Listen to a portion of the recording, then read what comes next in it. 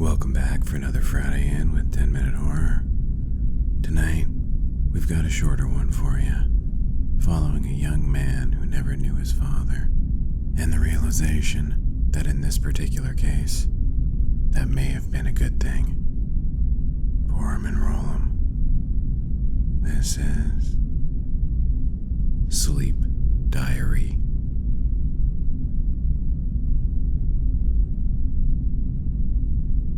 I found my mother's sleep diary, and now I'm afraid of who my father is. I've always wondered about it, where I came from, who I came from, what he was like, what his name was. But every time I brought him up in conversation, my mother would get upset.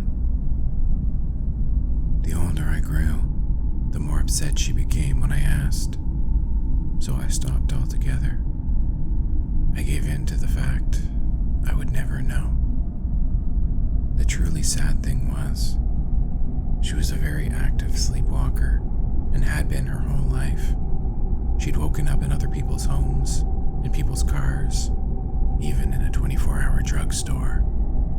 It was a thought I never wanted to entertain, but the possibility my mother sleepwalked into the wrong place and been taken advantage of was always hiding in the back of my mind. Then, my mother passed away.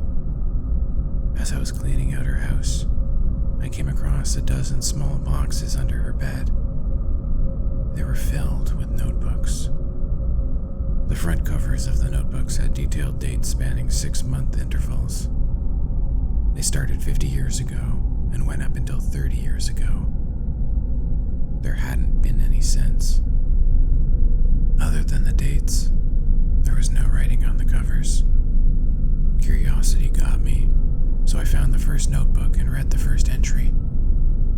It was a sleep diary, written by my mother in a tone I'd never heard before. She was in love. My whole life, my mother steered clear of men. I'd never known her to have one single boyfriend. But in the sleep diary, she was in love with a man. My mother never spoke his name. She only referred to the man as my love. The first entry spoke of him coming to her in a dream. He spoke in a warm voice through the cool darkness and haze of my mother's clouded mind. The man guided my mother into a bright opening that led into a clearing. There, she met the man she referred to only as my love. My mother couldn't physically describe him, other than unimaginable beauty and grace and charm. The man emitted something from every part of his being that sent electric bolts through my mother's body. I skimmed through the diaries and read what turned into a full-blown love story between my mother and this literal man of her dreams. One of the strange things was, it wasn't even sexual. There was just this connection that they had that created a fullness in her soul my mother had been missing her whole life. She wrote about the two of them spending hours, days, even years in some utopian paradise. The landscapes were filled with waterfalls and streams and rolling hills and mountains and a warm sunlight always shining down. The two would read and eat and drink and swim and experience things she couldn't begin to explain, involving vast, evolving vistas and horizons. Reading it made me feel happy for my mother. Even if it was just all a dream, she really seemed to have found love, and in some kind of way that she couldn't find in real life. I didn't read all the notebooks, but I wanted to know how my mother's story ended, so I skipped to the last diary and found the last entry. Their relationship had changed. They were no longer spending their days in a fantastic valley together.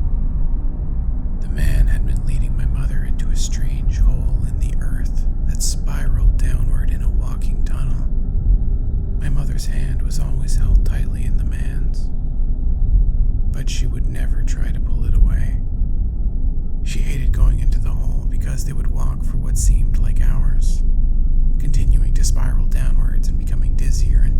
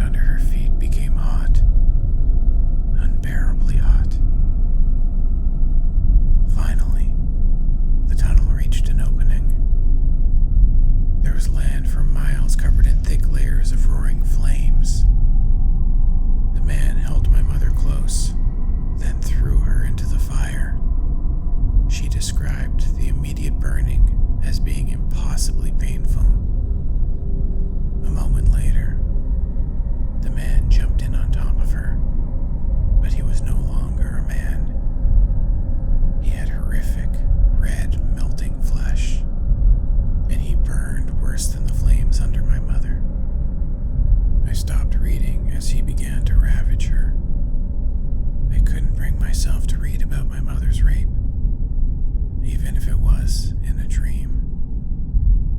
Even if, somehow, it related to my conception, because that was the other thing. The last entry date was 9 months to the day of my birth.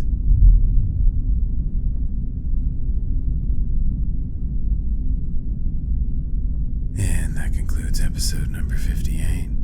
We hope you enjoyed Sleep Diary, and we'll see you back here next Friday night for some more scares.